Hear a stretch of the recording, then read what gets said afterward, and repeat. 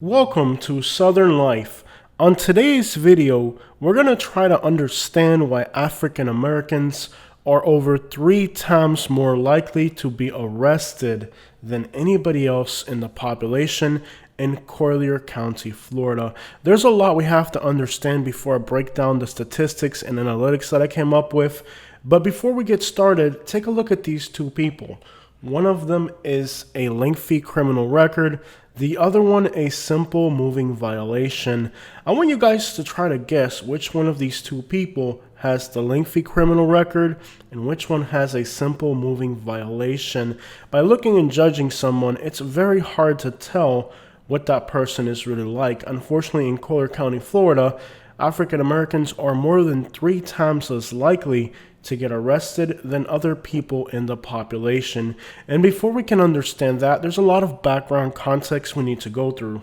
In this case, the female has over 8 times been logged into the Collier County jail. From battery to theft to possession of different substances, this female is familiar with the facilities of Collier County. The male had moving violations and no driver's license. Pretty much what I like to call trivial crap that can just about happen to anybody who's not being perfectly responsible. The formula that I used to come up with these analytics is the following.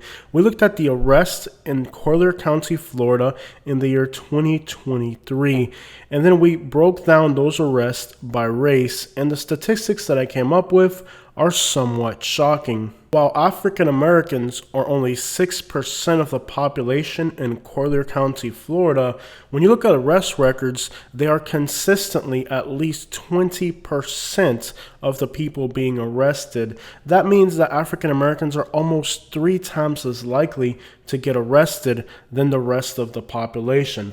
But wait, there's more. While African Americans are more likely to get arrested, the white population that makes up about 60% of the county is usually less than 50% of the arrest. So one interesting way to look at this is not to say that African Americans are being targeted, but perhaps that a larger percentage of the white population is getting a pass when they commit crimes. And that's a very interesting way to look at things.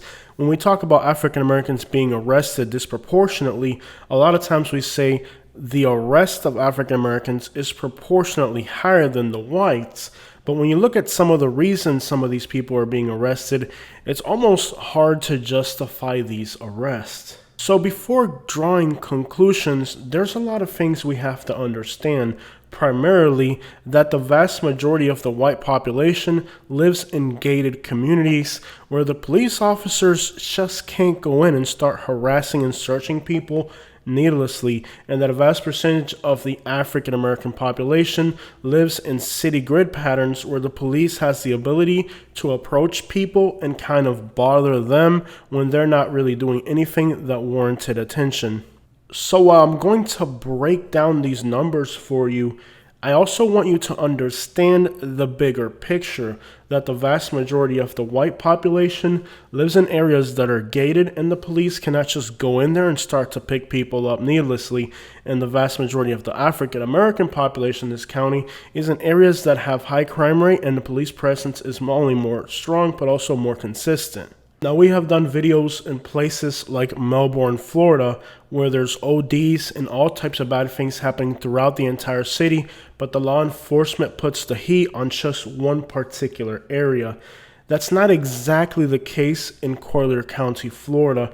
In Collier County, Florida, what you have is a segment of the population, namely the wealthy whites, that are secluded and thus out of the reach of regular searches from law enforcement or scenarios that would lend them to being easily picked up by the law. While the Hispanic population also has a higher probability than whites to get picked up, it's not disproportionate like it is with African Americans. And for the sake of this video, we're going to ignore the analytics regarding Hispanic arrests, simply because proportionately we're talking a 10 or 15% difference, and that's really not significant enough to contribute to anything like discrimination, especially when you also have age, you also have the communities where people live in, and a lot of other exterior factors. A 10 to 15%, it's not really enough to be able to label it as something's wrong here. You have to understand that there's age differences in these populations, and there's all types of other demographical variances. That means that, yes, the Hispanics are more likely than the whites to get arrested. Sometimes 1.6 times more likely than whites in this particular county, at least by the samples that we gathered, which is just the arrest in this early part of 2023. It's not enough to conclusively decide that there's a problem here. Overall, there is a trend, there's a pattern that Hispanics are more likely to get arrested, but there's all these other demographical things you have to look at, like where people live, what age group they're in. I can analytically show you that there's a disproportionate problem of Hispanics being arrested more than whites in this county, but I couldn't conclusively say this is a problem. And in the case of African Americans, it's definitely different. While the white population is less likely to be arrested, the African American population is 3 times more. We're not talking about a 10 or 15% difference. We're talking about a 300 to 600% difference when compared to other groups. That's definitely of concern. And I know people don't want to hear this, but inherently different races have different characteristics, and different geographical areas also have different characteristics and the types of crimes that people engage in. For example, for some unbeknownst reason, Hispanics are more likely to be engaged in hit and runs. Just looking through the analytics of 2023, which is not that many arrests, I found several Hispanics who had committed hit and runs, injuring somebody and then leaving the scene of the crash. If you were to look at a rural area, you'll notice that they have disproportionately higher percentages of battery and domestic disturbances versus more affluent areas. So there's definitely variances in demographics on what type of crimes they engage in. So the notion that 100% of the arrests should perfectly reflect the population of a demographical area is definitely not true. You could have, let's say, a sporting event where only young people show up, or you could have a community organization that for some reason only draws elderly people and not the youth. Even if a city is not targeting a specific group, you can still have a portion of the population that has a higher income, or a portion of the population for some reason or another is more drawn to delinquency. What's a better example than to break these things down by age groups? That's why I said I'm not going to call it a cause that Hispanics have a larger arrest percentage than whites, because at the end of the day, there's differences in these populations. But there's a real underlying problem when 300% more of the African American population is being arrested, and the root cause of the problem doesn't exactly have to be the legal system. It could be a social economical problem, and the legal system is just picking up the leftovers of society. So if we're going to actually break down and understand what's going on here, there's a lot of background context you really need to focus on. But let's take a little bit closer look at the numbers that I came up with. And I say all that because I am leaving a little bit of wiggle room for those demographical differences, those cultural differences, and to understand that this isn't just a small thing. We're talking massively, disproportionately. These numbers don't make a lot of sense. And I'm not conclusively putting the fault on law enforcement because they're only allowed to patrol certain areas. They're only focusing on certain areas because perhaps that's all they're allowed to focus on. I'm sure they can't just drive into a gated community and pick up an old lady off the side of the road and search her to see what she's got. But if you're in a poor community where there's crimes going on, you might just be a more adequate candidate for those types of situations. So Collier County is 61% white, 28% Hispanic, and about 6% black. On January 30th, there were 31 arrests reported to the website. 14 were Hispanic, 9 were black, 8 were white. Now, obviously 8 white, 9 black. There was more black people arrested than white. Whites are 61% of the population, blacks are 6%. That means a ratio of 9.5 times more likely. That is absolutely disproportionate and unacceptable. Now, that is only one day, so we have to look at more dates to get a better picture. But on this particular day, you had more blacks arrested than whites, but they're only 6% of the population. You definitely have a problem. Not even to include the fact that Hispanics on this particular day were 2.16 times more likely to get arrested than whites. So on this particular day, these analytics do not look good. Even worse, out of those arrests, 4 seem to be very trivial things, like a little bit of possession or a moving violation. But 2 of those arrests were certainly people that had to be arrested. And one of the biggest problems that my law enforcement friends tell me as being a police officer is that you don't want to disproportionately start to arrest more African Americans than other people. However, if you run into an African American and they have a crime that is very significant, you have to arrest them. You can't give them a break. And that's where a lot of this problem stems from. It stems from situations where law enforcement run into African Americans that are committing crimes they just can't overlook. They have to take it into their hands and arrest this person, not because they want to, but because they have to. And I want you guys to understand that as individual officers, I have talked to a lot of police officers, and they tell me the same exact thing.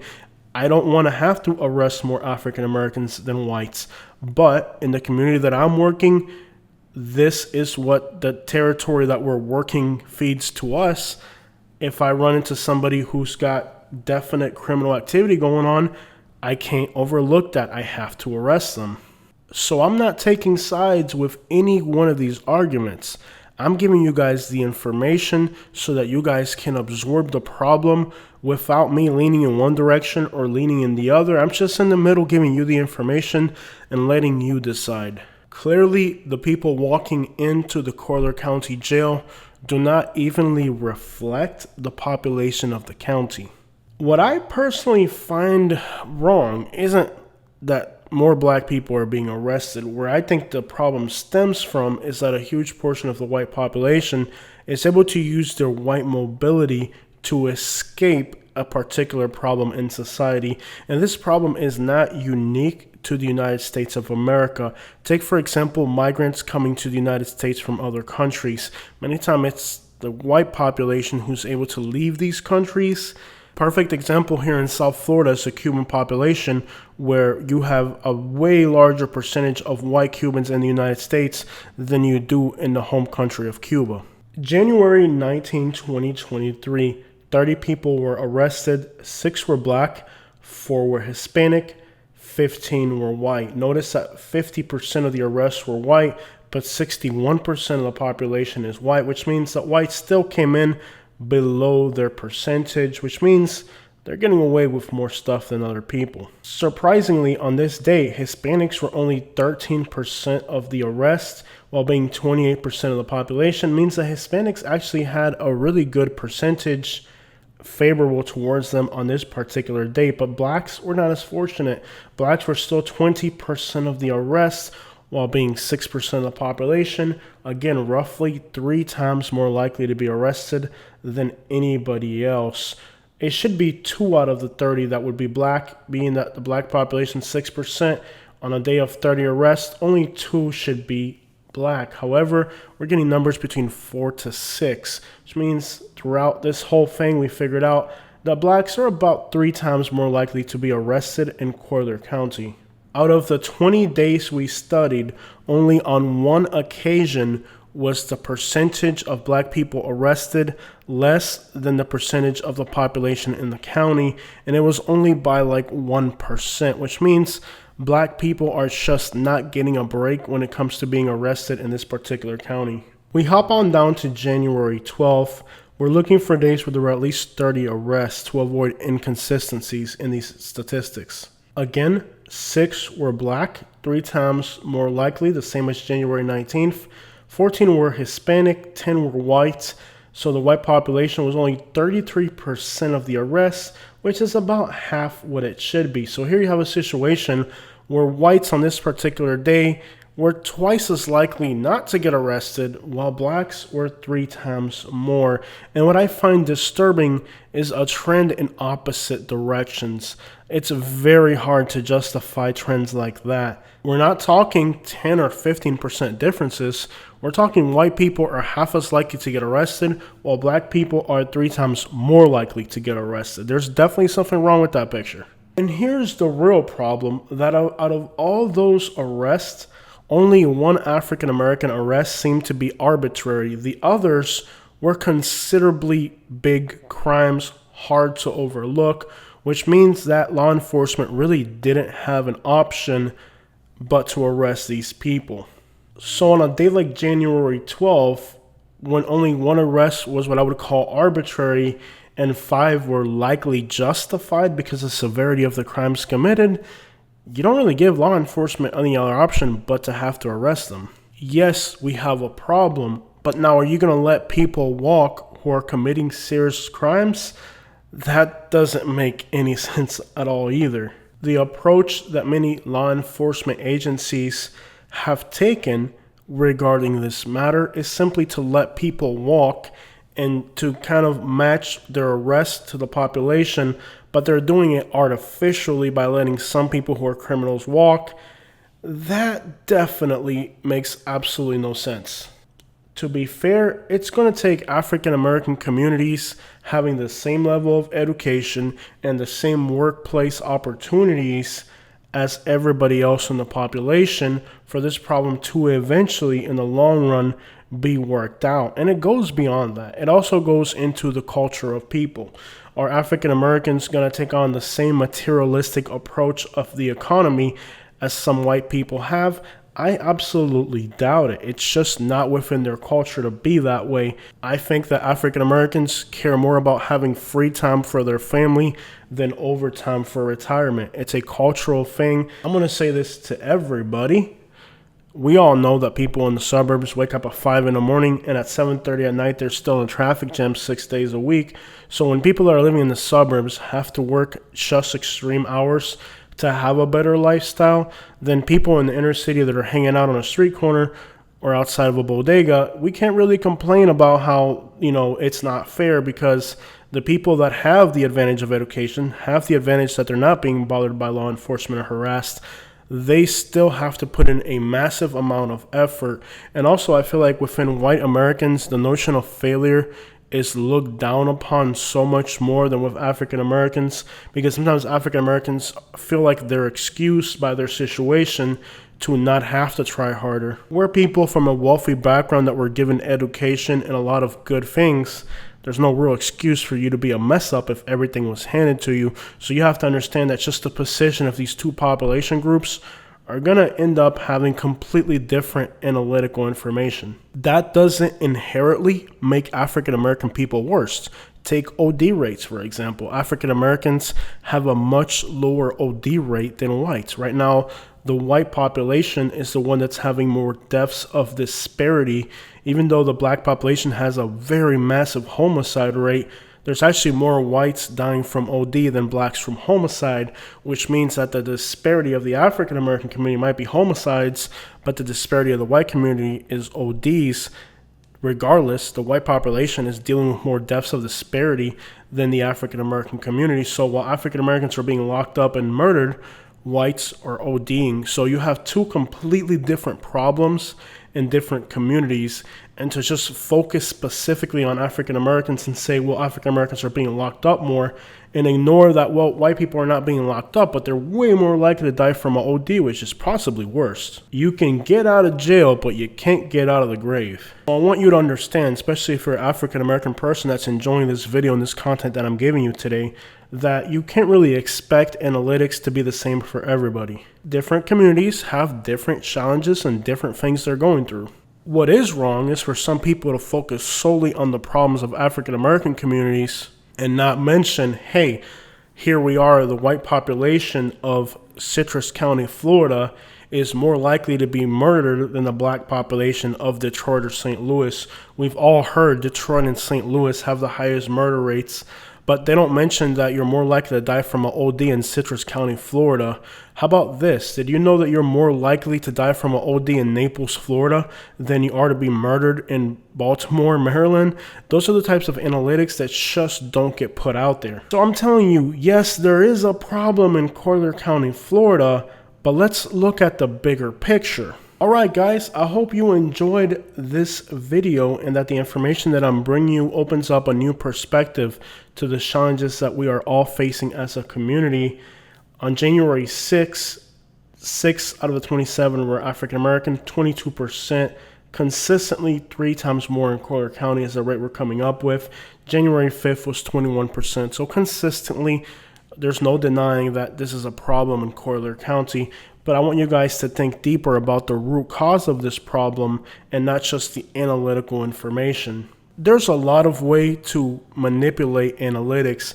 Take, for example, cities like Louisville, Kentucky, or Jacksonville, Florida, that have merged the entire county within city limits to lower their crime rates. If you were to go back and take the old city limits of Jacksonville and the old city limits of Louisville, Kentucky, then they would also have statistics very similar to St. Louis and Detroit. Those statistics are manipulated simply by the boundaries of city limits. I've had a fascination with these types of things since I was a little kid, and I remember Louisville and Jacksonville, Florida were increasing their murder rate, and you could tell that very soon they were about to be on par with Detroit and St. Louis. And then both cities changed their city limits and brought their crime rates down to below average. I still find that Collier County is a difficult place for minorities. I've lived there myself, and for me it seems like I'm always being pulled over, disproportionately being targeted, and they never found anything illegal on me. So I will tell you this, I lived in Collier County and I experienced being targeted by law enforcement because the neighborhood that I lived in was a very bad neighborhood. We're talking stabbings, we're talking the SWAT team being deployed on several occasions, we're talking about several shootouts, all of that within a street of about 50 houses. But the law never found me with dangerous substances. The law never found me armed illegally. So it comes down to, yes, they were targeting me. They were giving me tickets. They were giving me all types of violations, moving violations. Any infraction that I had, they were finding it much more than they would find it on somebody else. But there's a difference between getting caught on a ticket. Like I recently was in Naples to visit family, and I got pulled over, and it cost me like $750. It was like a $150 fine, and then I took it to court, and that was another $500 fine, and then there was more lawyer fees. It might have been like $1,000. That was unfair to me because I knew I was being profiled and targeted because of the vehicle I was in, the neighborhood that I was in. But then again, I wasn't in possession of something that would have got me 5 years at the same time. So you also have to understand that, yes, you're being profiled. Yes, you're being targeted. But some of these things are inexcusable no matter what. A good perspective to have is not so much I'm being targeted, I'm being discriminated. A much better perspective to have would be, you're not going to catch me breaking the law. You're not going to catch me holding something illegal. You're not going to catch me in a neighborhood, an environment where I can be targeted. You're not going to catch me profiling myself. And that's an interesting concept. If you know they're looking out for baggy jeans, switch it up. When I was in middle school, we used to wear baggy jeans. It was leading to us being disproportionately targeted by law enforcement. Were they targeting little white kids for wearing Abercrombie and Fitch? Of course not. They were targeting blacks and Hispanics who wore the baggy dickies. So what did we do?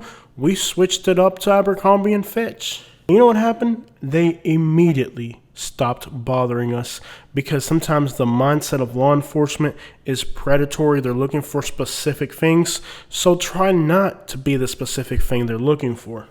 I had an African American friend who had been targeted by law enforcement quite a bit. And he was telling me how everywhere he goes, he's being targeted, how they're always bothering him. Even when he's not doing nothing, they're throwing him on the ground, pushing him against the wall and searching him. And I told him, cut off the dreads. He wouldn't do it.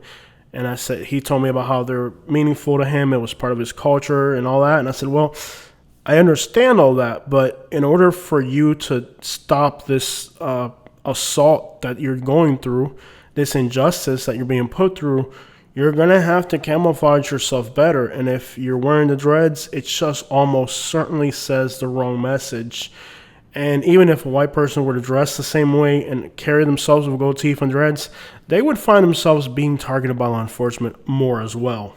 So what I found in Collier County is that Hispanics also have a more propensity to be profiled just like African Americans. Not to the same extent, but to a large degree, we're also being profiled. And I took preventative measures to ensure that that doesn't happen to me anymore. In my personal case, it wasn't getting rid of dreads. I don't have dreads, but I did have to change the way I dress. I had to change the type of vehicle that I drove. And this was a huge thing for me because the type of vehicles that I like driving draw a lot of police attention. But also I found that if I lived in a community, like when I moved to Fort Myers, and the vast majority of the people in Fort Myers were very similar to me, you just fade in. When law enforcement sees a young person in a somewhat expensive vehicle, even if you're in a minority area, they just assume that you're one of the successful people. I really didn't find myself having problems in the city limits of Fort Myers with law enforcement because for the most part, I drove very nice vehicles. I was hanging out in places you weren't supposed to be hanging out late at night. Never had a problem in the city limits of Fort Myers. But if I were to hop on over to Naples to visit family, almost certainly getting pulled over in the same vehicle. When we've done videos like this, talking about the situation in Collier County, the Naples area, I've even had a lot of white people say, Jose, it goes beyond racial lines. Just drive an old work van or something like that. There's no way around it. Naples is a very profiling type of place. And it goes beyond racial lines. You could be an African-American person, but if you look like you're wealthy and you look like you're elegant and you look like you might have some money, you might fly underneath the radar. But if you got the Dodge Charger with the tinted windows and you got some dreads and you got some gold teeth and you're blasting Suave Smooth with the lick read, yeah, you might be more propense to getting pulled over. Even if you're white, if you're driving around in an old beat up car in Naples or an old work truck, you're going to get pulled over way more than an old guy in a Mercedes-Benz in front of a fancy restaurant. You have to understand that for some reason, law enforcement just avoids these types of wealthy people, and they're left with nothing other than us poor people, regardless of race, to target. And in the case of Naples, Florida, it's almost like it's engraved into their brains that for some reason we're more likely to be of a criminal background, and they almost feel justified in profiling you. I've dealt with this on a personal level a lot. Has it made me resent white people? No, most of my friends are white. I like living in white areas. I don't have a problem with anybody that's different than me. You have two options. You can remind people that you're human too, like them.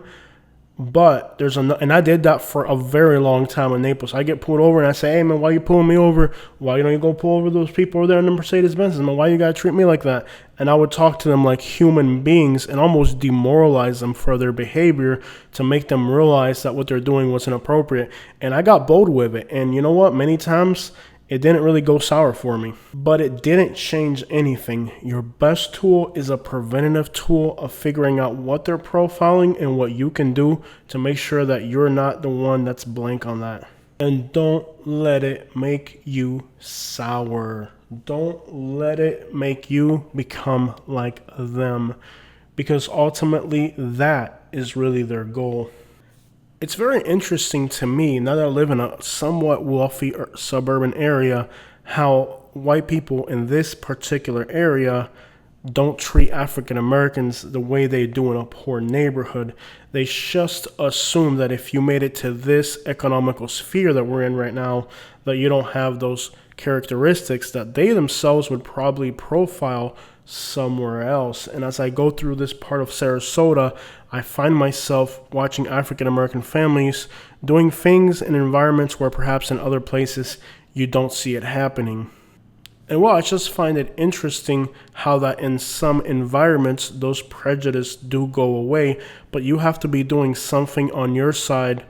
And a lot of people just don't feel comfortable doing that. The other thing you don't want to do is completely deny your heritage, deny your culture to satisfy the desires of other people. So I'm not saying you have to sell out who you are or be somebody you're not, But you just got to use your brain, because if you're being profiled, you're being targeted, you have to do something to help yourself. And for the rest of us, I want to tell you, instead of focusing on the bad aspects of African Americans, why don't you try to find something positive to say, or find something beautiful about their culture? Admire their convictions. Admire the fact that despite their discrimination, they still won't deny the beauty of their African American culture. Their strong family bonds means that a smaller percentage of their population is likely to get addicted, and they're not letting money destroy their family ties. Whether it's the loyalty to their families or the beauty of their culture, I'm sure you could find something positive to think about when you think about African Americans, other than this continual stigma that is placed on their people. Well, I hope you guys like this video. Let me know what you think about this information. I find it interesting that despite the hardships that the African American people face in the United States, their culture, their music, and their artistic abilities are admired throughout the entire world, and not just by African cultures. Caucasians, Latin American, and Asian cultures love the music and many of the artistic abilities of some of the people in their community. They've been able to influence music, which is one of the happiest gifts that we have as humans. So whether it's culinary or musical, what are some of the things that you personally enjoy about the African American community? I think one of the biggest faults in the United States with how discrimination is dealt is just a dismissive, it doesn't exist problem. Just pretend it doesn't exist. And that's for some reason inherently a characteristic about race relationships in the United States, but it's definitely not an attitude that you should have. While living in Alabama, I dealt with problems that stemmed from the African American community, but I didn't let that change me. I didn't let that make me become bitter because of what they did to me. And I think that that's a very mature and difficult step that a lot of us are going to have to take. One of the biggest things that we have to get over is not allowing the dismissive behavior, the jokes, or the offensive behavior to be considered funny or to be looked at as it's okay to be like. No, it's not okay to be like that. And it might mean you have to sever relationships with family members or friends who have this type of attitude, and letting people know, hey, this behavior is not acceptable. You may have to harm family relationships and tell people that, hey, this attitude, these jokes that you think are funny, I don't think they're funny. And if you're going to act like it's not a big deal, like it's not offensive, it is a big deal to somebody who's being hurt, and their emotions shouldn't be disrespected. And I think taking a stand against this type of behavior with the people that you know that are doing it and letting them know, hey, I'm not dismissive. I don't think that's funny. If you know somebody has an attitude that is inappropriate, don't be afraid to address it. I don't know if you guys caught this on one of my Fort Myers videos where somebody in the background was talking and they used a word to refer to the police officers that were there. And nobody in the comment section said nothing about it. I thought it was super disrespectful that they would use a term like that to refer to law enforcement simply because they were white. I mean, it bothered me, but nobody really found offense to that. And I found that interesting that on my video, you could audibly hear somebody say something that was offensive to law enforcement and nobody really said anything. And that's not appropriate either. It's very easy to let all that's boxed in come out and be expressed as hatred towards law enforcement. And you're gonna have to have discipline. And it's not easy. There's times where I've exploded, and with reason, after so many events and situations, you feel like it's unjust and you just explode. And afterwards, you don't feel proud of that. Take Boozy. He moved into Georgia and he's being bothered by law enforcement. I definitely think he's being targeted by law enforcement because of who he is, an African-American rapper.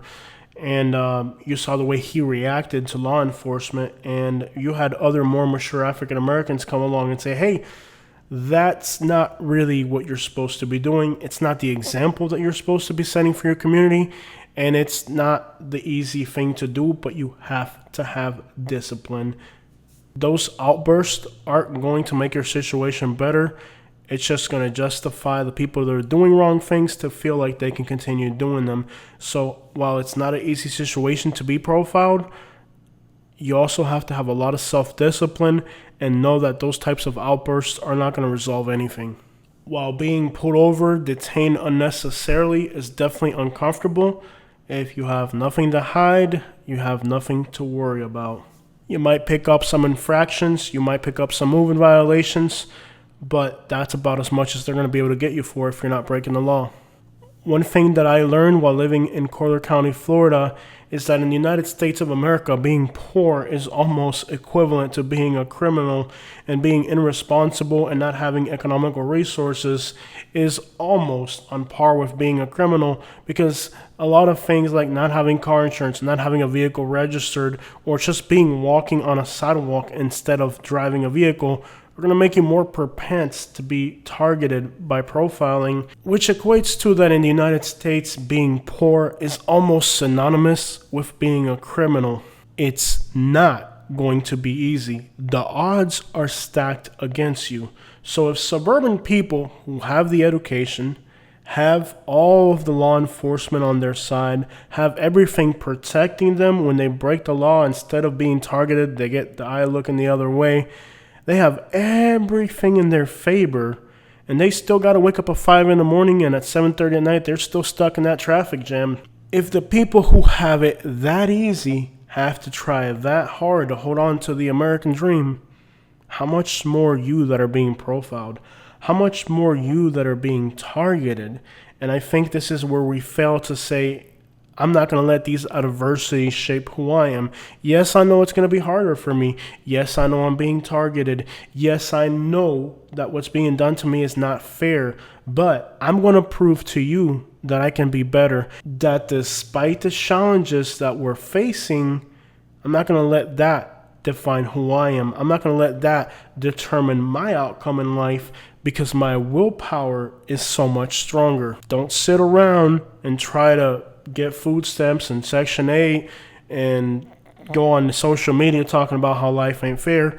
Get up and become a football player. Get up and get an education. Get up and start a business. And instead of blaming society for the unfairness that it's been cast out towards you, prove to them that those hardships are not something that's going to stop you. I think about how in our communities here in South Florida, like Immokalee, Belle Glade, Pahokee, Clewiston, these are poor communities with very little opportunities. And look at how many football players have come out of those circumstances, because they didn't sit there and say, I'm being profiled. They sat there and said, hey, this isn't going to stop me. They weren't really given too many opportunities. Things didn't fall in their laps, but they had the determination that they weren't going to let these hardships determine everything for them, that they were going to make something out of nothing, that they were going to fight and they were going to win, and nothing was going to get in their way. Look at how many football players we have down here in these poor communities in South Central Florida. Look at a town like LaBelle or Clewiston or Belle Glade, where there aren't any opportunities, but people persevered beyond all of those odds. And you know what? That just makes them that much better. Don't focus on how easy other people have it. Just focus on what can you do for your situation to make your situation better. Because no matter how much upset you get, how tired you get of the situation, it's not going to change other people's outlook about you. I know what it feels like to have people think the absolute worst of you. I hear rumors that people start about me, and I'm like, wow, that just lets me know how they think I am, like what they want to see you be. But it's not who you are, and it hurts because you realize that people don't have expectations for you. People don't want to see you come ahead, and that's where you got to give them the final blow with your success. You should just be determined not to get caught up on any of these illegal activities, so that you can have something to prove that despite them putting all the odds against you, you persevered. And even with that, you might still need a little bit of luck. Checking out. This is Jose. I hope you guys liked this video, and I hope that you find this video encouraging. While the statistics certainly aren't encouraging, they're very disappointing for a lot of people in the population. Collier County is supposed to be the best place to live, the safest community. Well, but for who? Checking out. I hope you guys like this video.